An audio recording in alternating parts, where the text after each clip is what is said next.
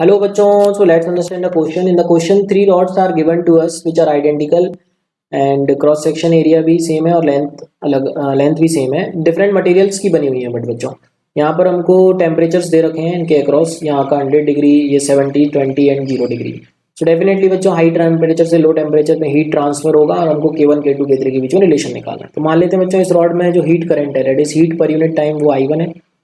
इसमें I2 मान लेते हैं और इसमें I3. हम देख सकते हैं तीनों रॉड में हीट करंट सेम होगा क्योंकि दोनों तीनों रॉड सीरीज में है.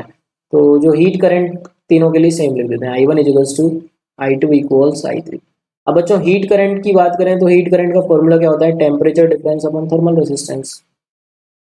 तो पहले के लिए temperature difference upon thermal resistance will be equal to दूसरे के लिए इक्वल्स तीसरे के लिए.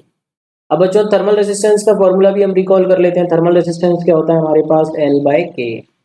एल लेंथ, एरिया, के थर्मल कंडक्टिविटी. तो उसको हम लिख सकते हैं डेल्टा टी अपॉन आर को एल लिख देते हैं और के ऊपर पहुंच जाएगा तो के इंटू ए. तो फर्स्ट के लिए K1 एरिया और लेंथ तो तीनों के लिए सेम है और delta T1 equals to delta T2 K2 into A by L, क्योंकि ए और एल तो तीनों रॉड की सेम है. Delta T3 into K3 into A by L ऐसा हम बोल सकते हैं. तो एल ए कट गया बच्चों, तो रिलेशन आ गया हमारे पास delta T1 into K1 equals to delta T2 into K2 equals to delta T3 into K3. तो देखते हैं बच्चों फर्स्ट रॉड के अक्रॉस टेम्परेचर डिफरेंस है 30, 100 माइनस 70, तो इसको 30 लिख सकते हैं. 30 K1 इक्वल्स सेकेंड रॉड के अक्रॉस टेम्परेचर डिफरेंस है 50, 70 माइनस 20, तो 50 K2. एंड थर्ड रॉड के अक्रॉस डिफरेंस देख सकते हैं 20 और 0 का difference that is 20 and K3.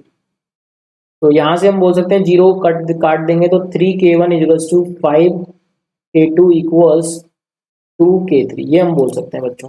तो इसको हम कांस्टेंट ले लेते हैं C तरीके से. तो K1 की वैल्यू हम कितनी लिख सकते हैं? C/3. K2 की वैल्यू हम कितनी लिख सकते हैं? C/5 एंड K3 की वैल्यू हम कितनी लिख सकते हैं? C/2. तो रेशियो पूछ रहा है सबसे पहले K1:K3.